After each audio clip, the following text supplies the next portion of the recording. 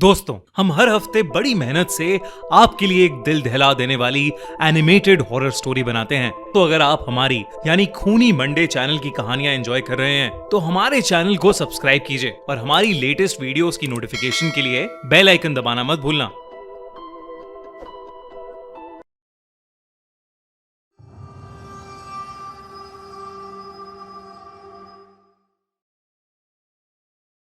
Mom dad की anniversary पास आ रही थी, पर इस बार मेरे पास उन लोगों के लिए एक सरप्राइज था। मॉम डैड हमेशा हमारे स्पेशल डेज को और स्पेशल बनाने के लिए न जाने कितनी मेहनत करते हैं। तो इस साल मैंने उनके स्पेशल डे को थोड़ा और स्पेशल बनाने के लिए कुछ सोचा था। उनकी एनिवर्सरी वीकेंड पर थी और मॉम और डैड को पहाड़ों में ट्रैवल करने का बहुत शौक था। तो दरअसल प्लान ये था कि हमारी डेस्टिनेशन सिर्फ मुझे और मेरे छोटे भाई मिंटू को पता थी। मम्मी पापा के लिए ये सब कुछ एक सरप्राइज था। तो सैटरडे सुबह मैं मम्मी पापा और मिंटू को लेकर फैमिली ट्रिप पर निकल गया। मैंने अपने मोबाइल पर लोकेशन डाली हुई थी और पापा ड्राइव कर रहे थे। मैं उन्हें रास्ता बताता जाता, पापा उस रास्ते पर गाड़ी चलाते जाते। मॉम और डैड ने बहुत ट्राई किया पर मैंने अपनी लोकेशन रिवील नहीं की। करीबन 6 घंटे की ड्राइव के बाद हम पहाड़ों में आ गए थे।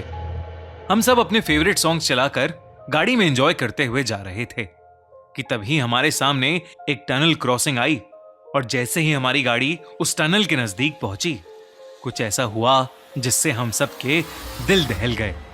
पहाड़ के ऊपर से बड़े बड़े पत्थर हमारी गाड़ी के ठीक सामने आकर गिरे। पापा ने जोरों से ब्रेक लगाई। हम लोगों के साथ उस दिन बहुत बुरा हादसा हो सकता था, पर हमारी जान बाल बाल बची थी। उस इंसिडेंट के बाद पूरा प्लान खराब हो गया था। हम सब बस घर जाना चाहते थे। पापा ने कुछ देर के लिए गाड़ी साइड में लगाई और फिर यूटर्न लेकर वापस दिल्ली की तरफ जाने लगे। उसी रोड पर वापस जाते हुए मुझे एक साइन दिखा, दिल्ली 280 किलोमीटर्स। फिर कुछ 15 मिनट बाद मुझे वो साइन फिर से दिखाई दिया, दिल्ली 280 किलोमीटर्स। मुझे लगा कि शायद मुझे पढ़ने में गलती हुई है, पर फिर कुछ देर बाद मुझे वो साइन फिर से तीसरी बार दिखा, दिल्ली 280 किलोमीटर्स। हम रास्ते पर चले जा रहे थे, लेकिन दिल्ली वाले उस साइन पर किलोमीटर्स कम ही नहीं हो रहे थे। मैंने पापा से गाड़ी रोकने को कहा। मैंने उन्हें समझाने की कोशिश की, पर किसी को मेरी बात पर विश्वास ही नहीं हो रहा था। सबका मूड ऑलरेडी बहुत खराब था, इसलिए पापा ने मुझे चुप कराया और गाड़ी चलाना शुरू कर दिया। कुछ ही दूर जाने के बाद हमें दिखा कि रोड पर एक बहुत ही बूढ़ी सी औरत बैठी हुई कीनू बेच रही थी। मिंटू को कीनू खाना बहुत पसंद था, इसलिए हमने रुककर उस औरत से थोड़े बहुत कीनू खरीद लिए और गाड़ी में आकर बैठ गए। पापा गाड़ी चला रहे थे, पर कुछ ही देर में कुछ ऐसा हुआ जिससे सबके होश उड़ गए। हमें वही कीनू बेचती औरत फिर से दिखाई दी। हमें समझ नहीं आ रहा था कि आखिर ये मुमकिन कैसे था। हम लोग एक सीधी रोड पर चल रहे थे, तो फिर दोबारा हमें वो औरत कैसे दिख सकती थी? तभी मैंने अपने फोन पर मैप्स चेक किए, तो मैप्स के अकॉर्डिंग हमारी गाड़ी एक ही जगह पर खड़ी थी। हमें लगा कि शायद उस रोड पर नेटवर्क का इशू है, लेकिन हम सबको बेहद अजीब लग रहा था। पापा ने गाड़ी रोकी और उतरकर इधर उधर देखने लगे। तभी अचानक हमारी गाड़ी के शीशे पर एक आदमी ने जोरों से खटखट की। हम डर गए, पर मैंने गाड़ी की विंडो खोलकर उस आदमी से पूछा कि वो कौन है। उस आदमी ने मुस्कुराकर मुझसे कहा, आप लोग दिल्ली जा रहे हैं? ये रास्ता तो पहाड़ी गांव जाता है, आप यूटर्न ले लीजिए। इतना कहकर वो आदमी वहां से चला गया। पापा ने वैसा ही किया जैसा उस आदमी ने कहा, पर फिर 15 मिनट के बाद हम लोग उसी जगह पर वापस आ गए। पापा ने परेशान होकर गाड़ी रोक दी। अब सबकी हालत बहुत खराब हो गई थी और तभी फिर से किसी ने हमारी गाड़ी के शीशे को बजाया। हमारे रोंगटे खड़े हो गए जब हमने देखा कि गाड़ी के बाहर फिर से वही आदमी था जिसने हमें अभी कुछ देर पहले ही रास्ता बताया था। पापा गुस्से में गाड़ी से बाहर निकले। उस आदमी ने फिर से मुस्कुराकर वही कहा, आप लोग दिल्ली जा रहे हैं? ये रास्ता तो पहाड़ी गांव की तरफ जाता है, आप यूटर्न ले लीजिए। मेरे पापा को गुस्सा आ रहा था, लेकिन इससे पहले कि वो कुछ कर पाते, वो आदमी पापा की आंखों के सामने से गायब हो गया। पापा और हम सब की आंखें फटी की फटी रह गईं। वो दौड़कर गाड़ी में वापस आए और तेज स्पीड से गाड़ी को थोड़ा आगे ले गए। हम जिस भी डायरेक्शन में जा रहे थे, घूमकर वहीं वापस आ रहे थे। हमें समझ नहीं आ रहा था कि हम इस चक्रव्यूह से कैसे बाहर निकलें। हमें अभी भी वो बूढ़ी औरत बार बार दिख रही थी।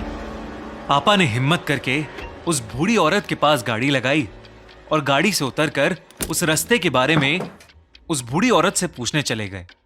हम सब भी पापा के पीछे पीछे चल दिए। पापा ने जैसे ही उस औरत से बात करने की कोशिश की, वो औरत जो पहले हमें हंस हंस कर कीनू बेच रही थी, अब बिल्कुल चुप होकर नीचे देख रही थी। पापा ने उसे कई बार पुकारा, पर उसने कोई जवाब नहीं दिया। तभी पापा ने उस औरत के कंधे पर हाथ रखा और अचानक उस औरत ने झटके से पापा की तरफ देखा। उसके बाद जो हमने देखा वो हम आज तक नहीं भूल पाए हैं। उस औरत का आधा जबड़ा गायब था और उसके बचे हुए मुंह से खून टपक रहा था। पापा ने चीखते हुए हमें गाड़ी के अंदर बैठने को कहा और तेजी से गाड़ी भगाई। उस औरत को देखकर पापा की हालत इतनी खराब हो गई थी कि कुछ ही दूर जाते ही पापा से गाड़ी का कंट्रोल छूट गया और हमारी गाड़ी एक पेड़ से जाकर टकरा गई। मेरी आंख खुली तो हम सभी गाड़ी के अंदर ही बैठे थे और हमारी गाड़ी उसी टनल के सामने खड़ी थी जहां पर बड़े बड़े पत्थर गिरे हुए थे। पर अब उस टनल के सामने कुछ भी नहीं था, ना तो हमें और ना ही हमारी गाड़ी को एक खरोच तक आई थी। हम सबको लगने लगा था कि शायद हमारे साथ जो कुछ भी हुआ है वो रियलिटी नहीं थी। पर तभी मॉम ने देखा कि उनकी सीट के पास सड़े गले किनुओं से भरी एक थैली पड़ी थी।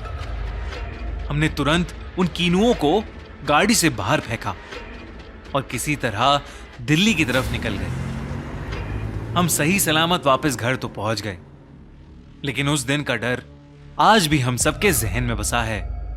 हमारे साथ जो कुछ भी हुआ वो क्या था और क्यों हुआ, हमें आज तक समझ नहीं आया।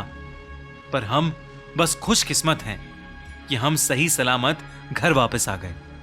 मम्मी पापा शायद अपनी इस एनिवर्सरी को कभी नहीं भूल पाएंगे और ना ही मुझे और मिंटू को कभी भूलने देंगे। The legend of Krampus. Christmas का त्यौहार क्रिश्चियन कल्चर में बहुत स्पेशल माना जाता है।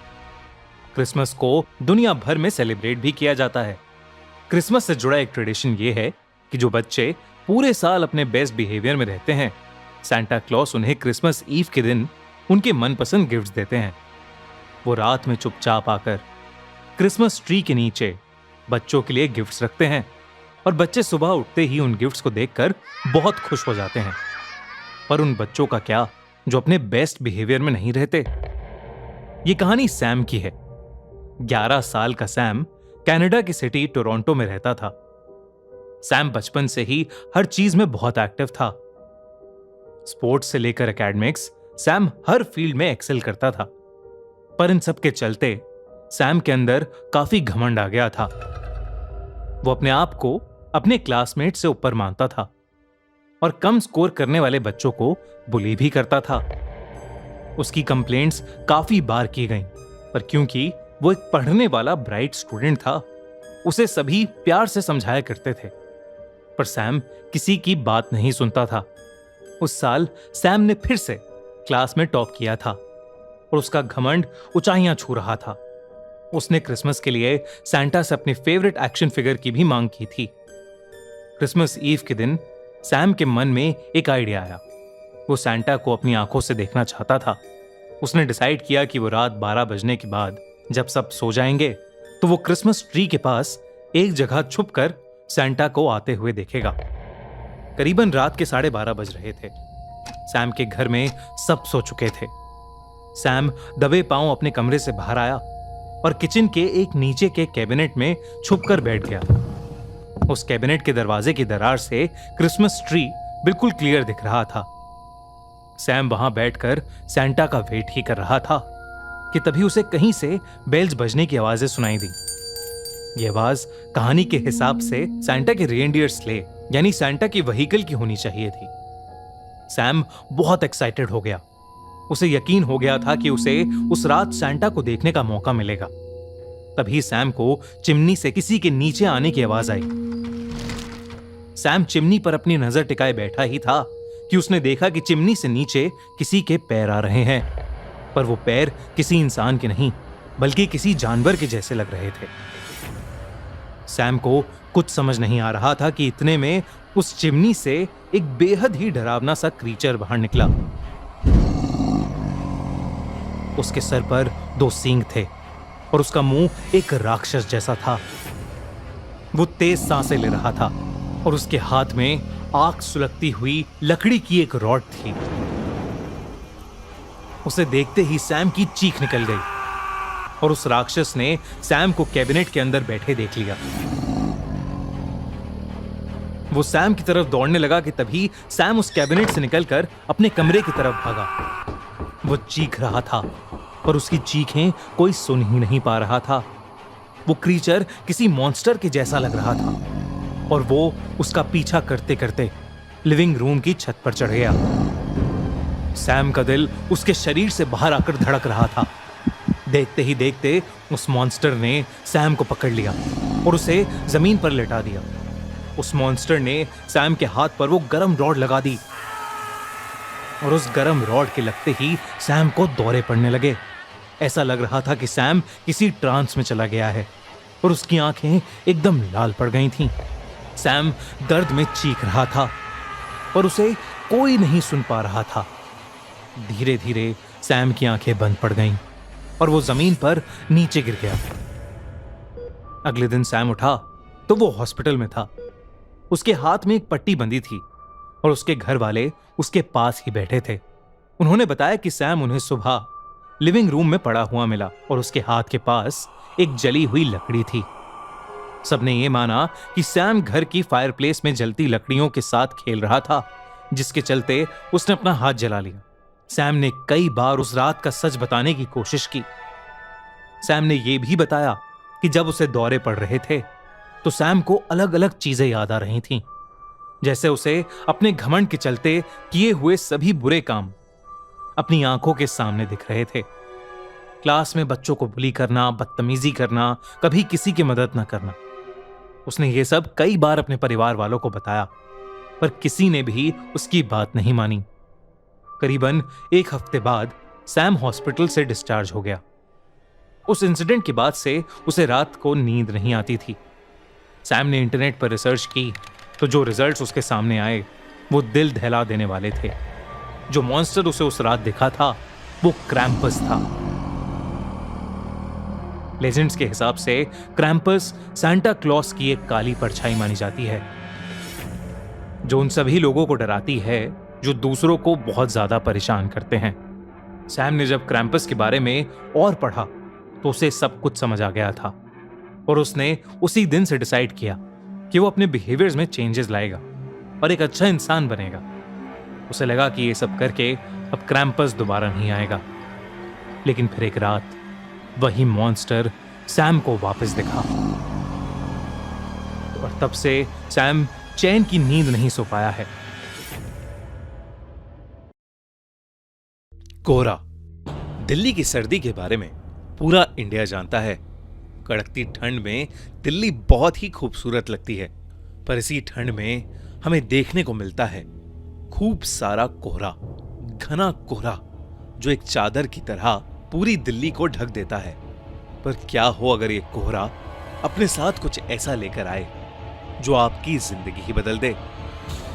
आज की कहानी है याविन और उसके दोस्तों की। याविन और उसके दोस्त दिल्ली के बढ़ते पोल्यूशन से परेशान हो गए थे और कुछ समय के लिए दिल्ली से बाहर जाना चाहते थे। उन सभी ने मिलकर हिमाचल जाने का प्लान बनाया।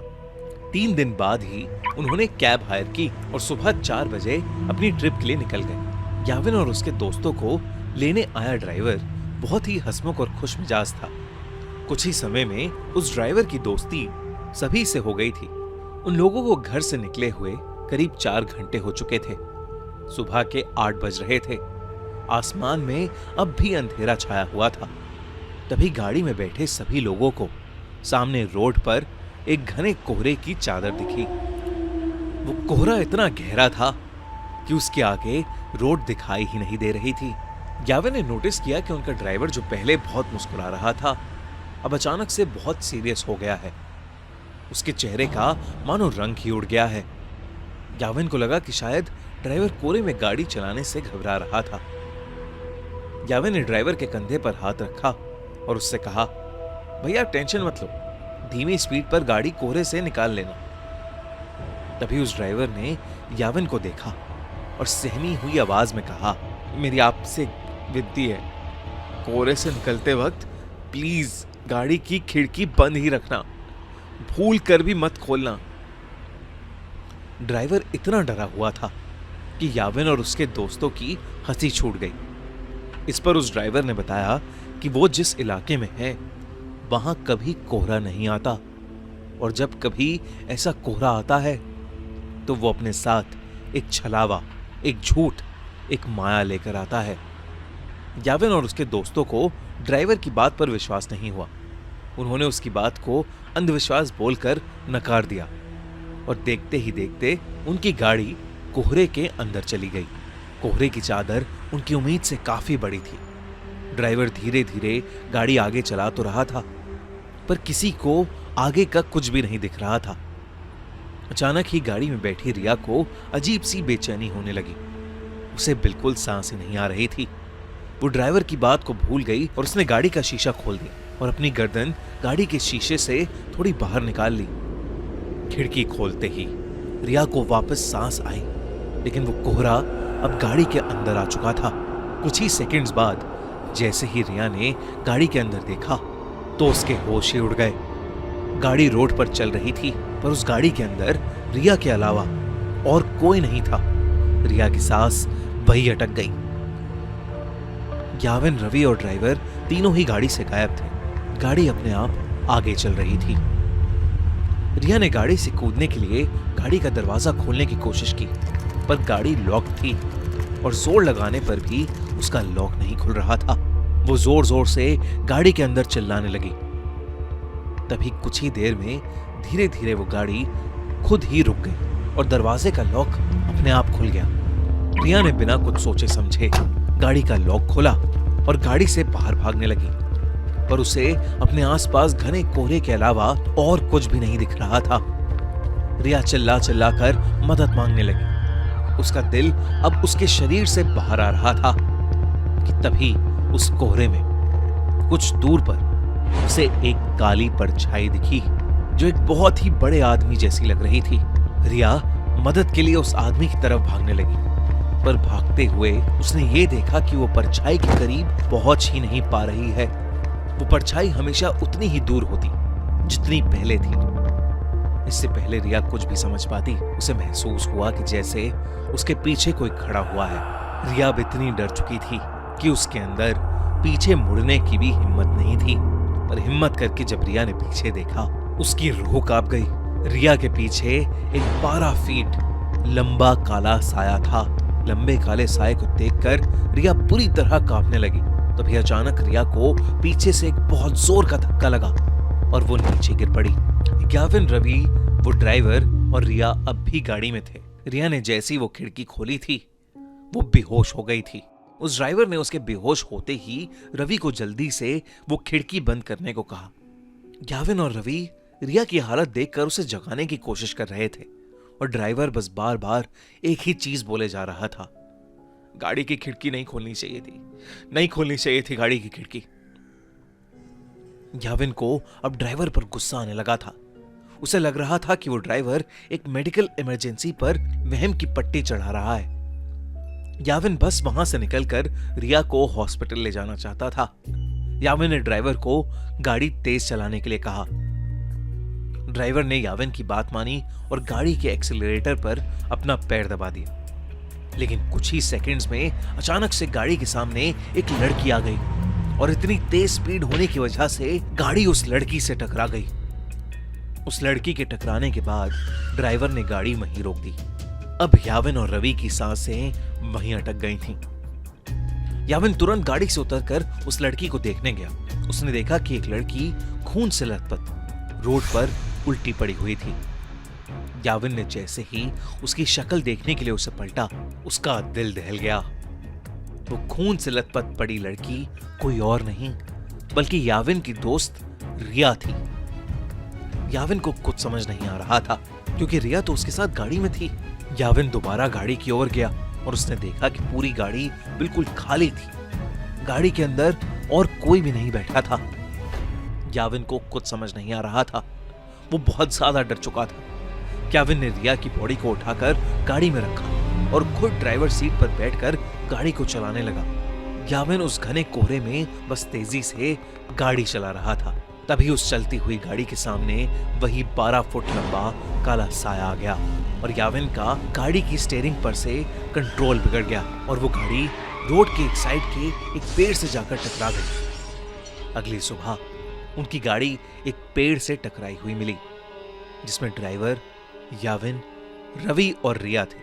वो चारों उस कोहरे की रात जिंदा तो बच गए, लेकिन यावी के सर पर चोट आने की वजह से उसका मानसिक संतुलन बिगड़ गया और रिया को इतना गहरा सदमा लगा कि अब उसे हर जगह सिर्फ वही काला साया दिखता है। अगली बार कोहरे में जाओ तो अपनी गाड़ी की खिड़की कभी मत खोलना।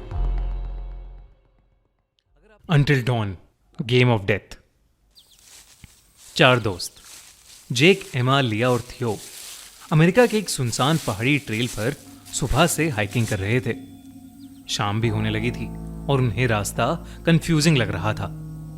तभी जेक ने एक बोर्ड देखा और उसको रियलाइज हुआ कि उन्होंने गलत रास्ता ले लिया है, क्योंकि उस बोर्ड पर एक दूसरी वैली का नाम था जो उनके हाइकिंग ट्रेल का हिस्सा थी ही नहीं। अंधेरा होने लगा था और वापस जाना अब सेफ नहीं था। जेक को याद था कि कैसे लोकल्स ने बताया था कि ऐसे ही एक बोर्ड के पास एक विजिटर्स सेंटर था। उसने सबको उसके साथ चलने को कहा और कुछ ही देर में उन्हें वो विजिटर्स सेंटर दिख गया। उन्होंने डिसाइड किया कि सुबह होते ही वो वहां से निकल जाएंगे ताकि वो दिन की रोशनी में सेफली वापस जा सकें। जैसे ही वो लोग विजिटर्स सेंटर की बिल्डिंग के पास पहुंचे, एकदम से बादल काले हो गए और वहां बारिश होना शुरू हो गई। वो लोग जल्दी से सीधा उस बिल्डिंग के अंदर चले गए। अंदर घुसते ही बाहर बारिश बहुत ज्यादा तेज होने लगी और आसमान में बिजली कड़कने की आवाजें बढ़ती जा रही थीं। उन्होंने उस बिल्डिंग का दरवाजा अंदर से लॉक किया और अपने बैग्स और बाकी का सामान भी दरवाजे के पास ही रख दिया। जेक ने आसपास के छोटे मोटे पेपर्स और पुराने फर्नीचर का यूज करके उन्होंने उस बिल्डिंग के फायरप्लेस को जलाया और वहां बैठकर रात ढलने का वेट करने लगे। उस समय तकरीबन शाम के 6:45 बज रहे थे। एमा और लिया को उस विजिटर सेंटर के अंदर एक अजीब सी घबराहट हो रही थी। तभी जेक ने उन्हें हंसते हुए बताया कि उसने जब एक लोकल आदमी से बात की तो उस लोकल ने कहा कि ये विजिटर्स सेंटर हॉन्टेड माना जाता है। उसने कहा कि जो कोई भी यहां आता है वो कभी वापस नहीं जाता। कुछ महीनों पहले ही वहां मेलिनी नाम की एक लड़की आई थी जो उस वैली से कभी वापस नहीं लौटी। जेक उस लोकल की सुपरस्टिशियस बात का मजाक उड़ा ही रहा था कि तभी एकदम से खिड़कियां और दरवाजे अपने आप खुलने लगे। तेज हवा से उस बिल्डिंग के अंदर के सारे लाइट बल्ब्स फूट पड़े। फायरप्लेस की आग भी अपने आप बुझ गई और बाहर जोरों की बर्फ गिरने लगी। मौसम अचानक से बहुत ज्यादा ठंडा हो गया। किसी तरह से उन्होंने वापस दरवाजा बंद किया, फायरप्लेस को जलाया और ढेर सारी कैंडल्स जलाकर उस बिल्डिंग में वापस रोशनी की। पर तभी थियो को रियलाइज हुआ कि एमा वहां थी ही नहीं। सबने अंदर और बाहर एमा को ढूंढना शुरू कर दिया, लेकिन उन्हें एमा का कोई नामो निशान ही नहीं मिल रहा था। थियो मेन हॉल में था। तभी अचानक से उसे किसी के बाहर भागने की आवाज आई। उसे लगा कि शायद एमा होगी और उसने उस आवाज का पीछा किया। तभी उसे बर्फ में एक इंसान जैसा कुछ दिखा। उसने एमा का नाम चिल्लाया, लेकिन जब वो इंसान मुड़ा तो थियो की रूह कांप गई, क्योंकि उस इंसान की शक्ल बिल्कुल थियो जैसी थी। हूबहू वही चेहरा, लेकिन आंखों के नीचे काले गड्ढे और उसकी स्किन जो उसकी बॉडी से उतर रही थी, जैसे किसी ने उसे जिंदा छील दिया हो। थियो डर के मारे कांपने लगा। वहीं जेक, जो विजिटर्स सेंटर के अंदर एक कॉरिडोर में एमा को ढूंढ रहा था, उसने फायरप्लेस की रोशनी में अपने हाथ देखे, जिसे देखकर वो जोर से चिल्लाने लगा, क्योंकि उस पर गहरे बाइट मार्क्स थे। ऐसा लग रहा था जैसे किसी जानवर ने उस पर अटैक किया हो। वो उन बाइट मार्क्स को देखते ही जोर से चिल्लाया। उसकी आवाज सुनकर डरे हुए लिया और थियो मेन हॉल में वापस आए। इससे पहले थियो और जेक कुछ भी कह पाते, उन्होंने लिया को देखा और वो घबरा उठे। ऐसा लग रहा था कि लिया के गाल के अंदर एक कीड़ा, एक वॉर्म घुस गया है और वो वहीं रेंग रहा है। लिया को अचानक जोरों का दर्द शुरू हो गया। जैसे ही वो लोग लिया के पास आए, वो वॉर्म एकदम से लिया की स्किन के अंदर फैलने लगा और लिया का चेहरा पूरी तरह से काला पड़ गया। वो सब बहुत ज्यादा डर गए और दरवाजे की तरफ भागने लगे, लेकिन जैसे ही उन्होंने दरवाजा खोला, एमा की डेड बॉडी उन पर आकर गिरी और उसी के पीछे एक डरावना सा मास्क पहने एक आदमी खड़ा था। उन तीनों को अब कुछ समझ नहीं आ रहा था, लेकिन इससे पहले वो कुछ कर पाते, उस मास्क्ड आदमी ने अपनी पीठ के पीछे से एक एक्स निकाली और तीनों को बेरहमी से मार डाला। लेकिन फिर कुछ देर बाद उनकी आंख वापस खुली, लेकिन किसी हॉस्पिटल में नहीं, बल्कि उसी विजिटर्स सेंटर के अंदर। एमा भी उनके साथ ही थी। चारों उसी फायरप्लेस के पास बैठे थे। उन चारों को कुछ समझ नहीं आ रहा था कि अभी उनके साथ क्या हुआ था। तभी उन्होंने टाइम देखा तो घड़ी में 6:45 बज रहे थे, वही टाइम जिसके बाद ये सब शुरू हुआ था। देरी ना करते हुए वो लोग विजिटर सेंटर से बाहर भागने लगे।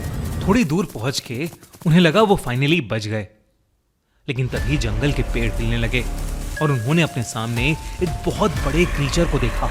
इससे पहले वो चारों समझ पाते कि क्या हो रहा है, वो मॉन्स्टर उनकी तरफ बढ़ा और उन्हें खाने लगा। दर्द से चीखते हुए उन चारों के होश चले गए। लेकिन फिर एक बार उन चारों की आंख उसी विजिटर्स सेंटर में खुली। घड़ी में अब भी शाम के 6:45 बज रहे थे। उन्हें समझ आ गया था कि वो एक टाइम लूप में फंस चुके हैं, पर वो उससे बाहर कैसे निकलें, इसका जवाब ढूंढने के लिए वो उस बिल्डिंग में छानबीन करने लगे। इसी बीच उन्हें एक रूम मिला जहां पर उन्हें कई मिसिंग लोगों की फोटोज दिखी, जिसमें उनकी भी फोटो शामिल थी, जिस पर 8 दिन बाद की डेट थी। उसी कमरे की दीवार पर लिखा था, if you want to live you have to survive until dawn. यानी अगर जीना है तो सुबह तक जिंदा रहना पड़ेगा। तभी उनके सर पर किसी ने जोर से एक बेसबॉल बैट मारा। जब उनकी दोबारा आंख खुली तो वो उसी विजिटर सेंटर के मेन हॉल में थे। अभी भी शाम के 6:45 बज रहे थे। इससे पहले वो कुछ भी समझ पाते, उनकी नई तरीके से मौत हो जाती थी।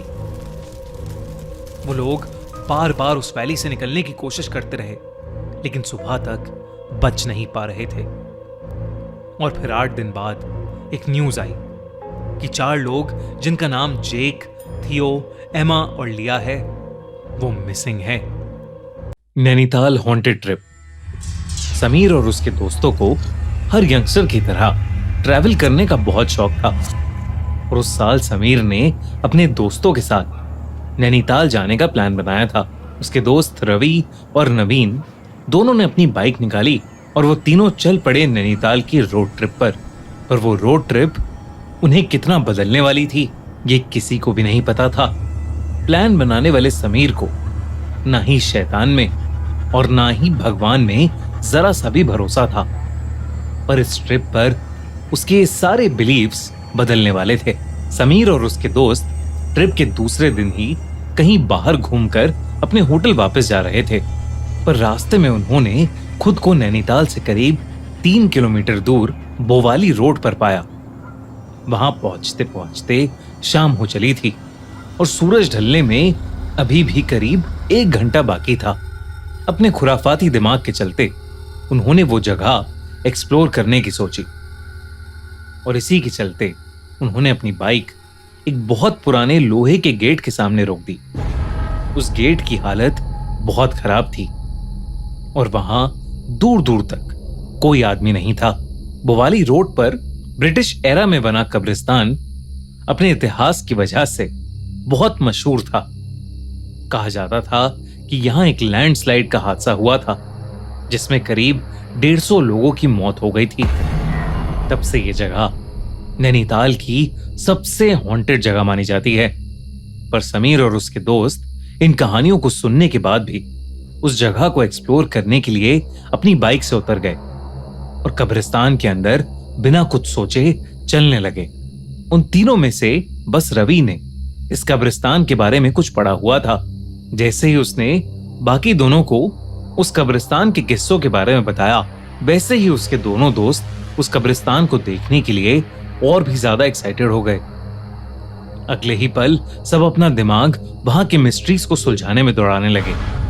वो बहुत जोर जोर से बोलने लगे और बेपरवाह होकर वहां रखी चीजों को हाथ लगाने लगे।